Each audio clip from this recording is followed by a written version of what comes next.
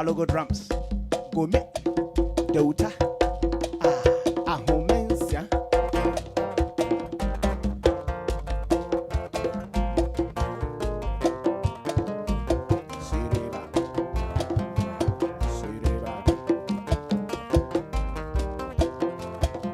I promise on my honor to be faithful and loyal to Ghana, my motherland. I pledge myself to the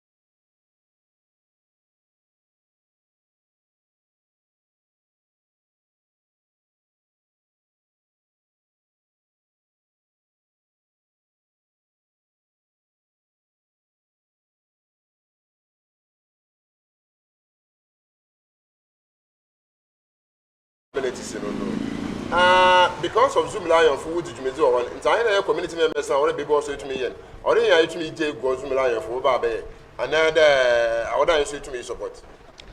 Oh, you see, as I said to me supporting in a sense, if it communal labor, I will hoye Sabe, Yananuma, a better woman, no more ye a buy Juma, Brunia Jumano, na ya tewon tax, our mutia. But your board de wuru, and answer on my penny for nananum a bo gong say ye ko amejuma wa ha. Yenina yaki kanya hon, pampam sum eko, and ye koye on my ejumano. And waste collection no and also sanitation no shared responsibilities nimpa baako ntumi enye sisi ya yete hey before say ya ba ha ne aprapra sisi ha nso to wani sisi ha sa nti shared responsibilities esese yi nyina ye de ye ho ehim na ye boa nti oman no nso wo yasedia esese ye na ye de boa Dabele eje dankwa tomorrow kan amanu so ye wo hen aseda wo etumi ye mebacha wo yem nko oye nkanfoa oye damp wo be wutu wuregu na ye hwe na ye ko oye papa ho na ye ko kebise na so final disposal site ye hwe ho oho tumete den nti brabe ma ye hwe ye oye nkanfoa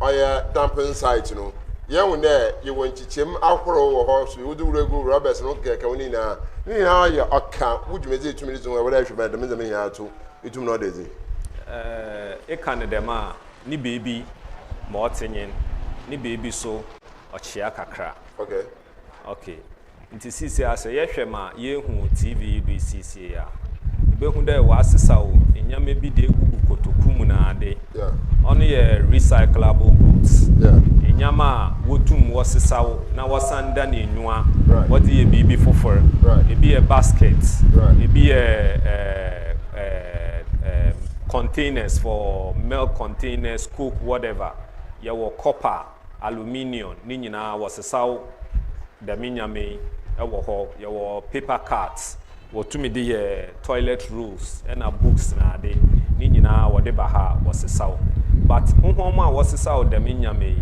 are not under Zoomlion and are with Landfills.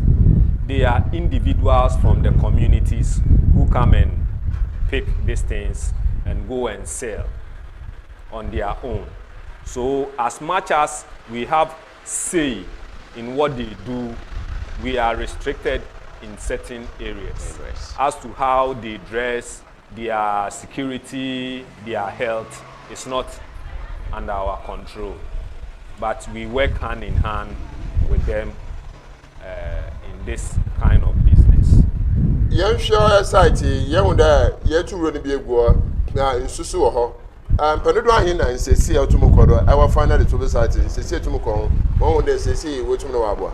Okay, today ma me di kankan no previously no oye quarterly every 4 months bia no contractor beba be ye adwuma wo ho ba sisi no oye daily. As we speak now, there is a machine station there. We go to Opia or spread our compact. Our cars never we have access to dump. A very much there. Payment to be quado. What the car never would you seek out and say, and so to go the master search a minute. No quarter. As we are there, Obie Nihonoma Oba Yejiniska. With the exception of private contractors, here were Abubu ya Abimu, Wankasa, where you will Juma and Sana, BBT the hotels and restaurants. They want to bring their own waste into whatever, but that one is not collected by Zoomlion. They go and register with the assembly. Then the assembly will notify us there. The Munkrofi, we have a contract with them. So they will bring their waste. So at the end of the month or whatever agreement they have with the assembly, they pay to the assembly. But we as managers don't take money from anybody who comes. It is Ebaho, and we realize that you are not registered with the assembly. We don't allow you to dump. If you don't know NKANFOA, what we want to do, I've been getting also on your offer to be a stakeholders meeting. Now, Zoomlion phone and NKANFOA community. Open come on. The Yoko name, the minister already to me. Yeah, well, so can stakeholders meeting, yes. Occasionally, the assemblyman will come around. Baba baby sa and also say bia open there pushing wa touchma e bia stench labor. Sometimes they come we baby sa they no look then the explanation we have we give it to them. Sometimes e bia neja to na wusu labor communities they will come and we will rectify some of these things. I'll come back to you. NKANFOA, what's our operation area now? Now, immediately the private ones are you see Zoomlion for Kawana. You could see there move rich me so why am I able to do my Baba the dead and just still Zoomlion from my face. One a Pocona so to now. What is happening to be able to that shows that the communication between the contract and Zoomlion on Yejuma until today wouldn't be so not the help in this age, Mama. Opening me that you see communication a year Juma. Communication but mother company Zoomlion but so we chira uhuno sene etie uwrema ene hu se branches bebre ewom te sene wo kano me eho no asoye ho no mayadwuma ho pen nti I know what I am saying obi wo ho a bosome naso se esese utua nika odeka utua ubebọ na ontua yenso ye koye be bosome so a esese yetua adwumayefo eka nti na yeni any means bia but means a ye be fa so a ye de benya yesika ne se efie ba akuni ye be ba area ha all right but ye be fa kwaku dia koni eja amade why because ontuai ndi se wunnim a wugina ba bia wo picture no different sabe ye ba ye kono nso nyina no fuel maintenance cost we ka nti se mpese obeboa na adwuma no akoso a that is the only way I enso ye be fa so a ye de be punish but sometimes say ekoye yene yemfun so a the best for us to do is quickly ye be inform your client no na ya inform what do you call it environmental unit say ye wo how A and B inti efiri saa mmeri ekoi ye betumi aye saa how ne ho adwuma awie nti se kobase ebia musikurum na saman nchichiye bi ekoso a yesre mo enye buapaye emma momfa asodie ne ma ye client no momfa ma ye na nye anida ho nso se ye nkonkofa ye hawa ye wo mu eni and we work hand in hand with them and ye nimpa ne adwumayefo yi womo so te ase because in every institution or family whatever there is or there may be a challenge. Right, the manager down called tomorrow. Abayin, our final one to me away. Yesha, Nanabatina, our cousin, was Ayana, Yarba, I am to Yarba to Naba. The Mahawa community to Mufesi. Abba, she said, the Zoomlion for tomorrow. I want to know this with them. I want dear Mestre, let me chip in Kakra. You see, in Zoomlion, your departmental will be brave.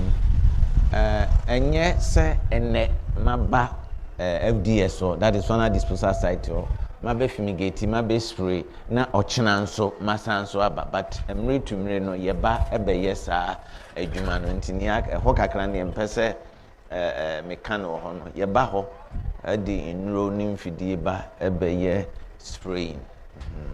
Yeah, coming back to you, the same thing. Abazina way ya, Nana said I am 2 year baba. We spray, still I am 2 year baba. Going forward, Abazina obey Madame how you want to remember. Okay, per the contract, we are supposed to do covering. We have something that we do covering. The contract with who? The Zoomlion and the community, or Zoomlion? No, I asked West Landfills and the assembly. Okay. There is a contract. Now, let me see this and make this clear. It is the response. Assembly now said it there. We provide a place for dumping. Nanankasa will manage, but due to challenges and our financial in time, they have given it out to contract. That is where West Landfill comes in. So West Landfill is managing the final disposal site for the assemblies. So as we speak now, West Landfill now manage for, but the facility is for the assembly. We don't own it. Okay. So it is the assembly who determines the conditions as to how we work. In terms of community contract, community, whether they have given something out, Zoomlion, they cannot unless that one. Yes. So whatever transpired between the community and the assembly, landfill doesn't come in there. It is a metadon and analysis can be about royalties. Those royalties is supposed to come from the assembly, but not landfill. Landfill needing there or the managed site, am I honum IS sanitary for easy dumping and turnout time need to be reduced, and also to control this nuisance, flies, or bad odor things. That is the responsibility of waste landfills. Yeah, Baba, sir, and to prepare you share the message, the final message about Dama. My brother, what message will you give about something between our country and community, especially the stakeholders, but the community, they be complain about the dumping site? Oh, kakra, me to me, I can say, Sabe, Bola no yeni ani if yeni ayem fi. Enti, as I say, ye fa a quan persona ye kurano. Say, uko efifi ma ebi wo containers esisi ho a oye bola eniguma yema na ya befa ko nti se impo ayema na ya mefa ya wunya boto bia na waye bola na odi egu na odi esi container ne ho at appropriate time se car ne ba na wafa ni nyina na odi ko danse obepra na odi akugu container ne nso ho wo mera enwu container na say bottle BM. That is not the best practice. Mwa na ye koye nim no ye ne NKANFOA man ye won kita ho die papa sabe me amete ha me ka say NKANFOA assembly member ye kasa emre bia di ho nkomo de ha oman no ewo collection na fam no ofreme manu yi ekwan a me de akwankyira me de be mano me de mano ne nyina ye koye nim and ema ye nye ya adwene nso se sebe ahane final disposal site ana ahana final disposal site wonti ye beye ye bi bia basa ana ne ye pebia no ye beye no, that is not the best. Nti se bi koso yakoye nimpe na omompe enya, they can approach us through the leadership, which the assembly member or the opinion leaders. No, ni atna se one on one. Niya etie no ya anyono asumbimu. I think at the end of the day, no, se yesmoku peace piper. That is the best for every nation. Right. Ejedanko that's it. What last message? My last message here. Me challenger me wo final disposal site ena ade a NKANFOA man obetuma ye wada aboa one ye toilet na ade a wodi polythene rubbers wodi containers in whatever site o ye nipa na wo ho no so ye da medwuma o haw ye npi two eye awofo a won ma won ba no won koso wo ba site ho na se ye le pam ho na otumu ba ho bi hihye ye na ho ba de won ba wo be ye dwuma ye lisi won ba 3 oye nhoma a wo ho na wo sesa recyclable materials. Yes, you need the thing. Inti asesa wa fa to baby papa ba se hwe ya baby a wasesa wade ni nyina wo de egu access road na cars ne ba na wo fa do de ko baby a ekọ na ekoka na waye manso ene oye kodwo ochina oye abena ekọ na ekoka kodwo setan nti na mpede me de ma de begu a nso nyim da baby e da de na egu oye kwanim nti oto se bia we don't have any option than ade na asesa wo de egu ho no ye san ye de machine ye de pia moko oba so a ono so sika na oda bo ebi mu pa na wa asesa oba dem so ele bo no so kaw but enyi won ka bia wontase wotumi shisha na ade na efi site ho na wa ba ikrom inti ma work there bola cars na bia wo drop material waste wo roadside until them obi tumi sesa on e recyclable goods no de ebebu kwan ho e kope car makala abefa bɛyɛ bia bosom na wɔtwe bien na kaa lembai ewi ale bodo nsulu togudo mframa lebo na osande de minra no ode liba crew eya wɔbɛka de oye Zoomlion because we are in charge at that place but these are some of the challenges we are facing right memfe yi nka ho okay obi a ɔbɛyɛ demade na atuado bɛyɛ mpene baasa ana ebehu de oye ni suban iyi na edi wɔ site ho a na we odimika oda akwa ahimfie ebete na wose there odi close up anicho day ntija you don't have any either betwe na nana no da wo fom ochiame aba mo ho beye impene bie no se impene baasa wa be pacho ama obi last day no obi dija onam ne kan na ade openti no na odija oda ato border nim do onshow na onya kwa no nsesa ne cans that time so no be wa assignment will be machine na wo betu dey onyi site or at that moment oko baby so to them am kind no I am taking care of the whole central region nti se me etu kwan na me na baby ti dey dun kwa o me ye adwuma wo ho na se dija atu mechira tambe na me wie de me adwuma na me nja de me adwuma na me mbra me dum ja no na me nsa no nko bio ka de me nya me nyina wonta ase okokokokoko ba wose there oye nkanfo afo wa asase but at the moment them anana kan say one to ipo anananom wo ntase bi there ho na wo de ball agu owo assembly ni won se nti until there oman ni beje fi assembly won se me there yenyi ho ni nyin hihye bia that is where we are working and they should go by the rules that is at the site. Thank you. Welcome. Zoomlion, it's our regional director. Regional manager. Regional manager. For Landfills. Zoomlion. Landfills. Jospon Groups. Ah, okay. That is a different subsidiary. Okay. And say, everybody when I saw Papa that what tomorrow you have a bon come out. Obey. Don't call me shop, Papa. Aha. That's it. I'm sure. The men submit the young to me Kenina. I be for no. Let us off from studio. Obon come and be and be. Yeah, don't square nephew to my. Yeah, we are coming to this community. A community meeting. Okay. Would you mean so handsome to me to suffer from my own? So I become a kaka.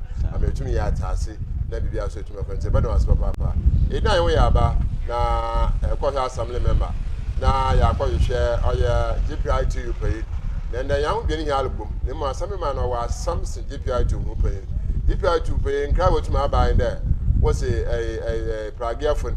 Was a honor man a know that GPI all a Pragiafon would town you if Gruma. Now, what about your impose Gruma and impose Gruma? Hey! And say, Sir Chairman, GPI to your banner, now KPOBI. Now, some of us or hammer will a wood too. I a yellow fina, if Gruma, but no yellow here, and how baby Yano. Maybe I share a sorbaso or crum. They are quite a show crumbs out when Tinder than a bear pinso. Yena Wembra. Yeah.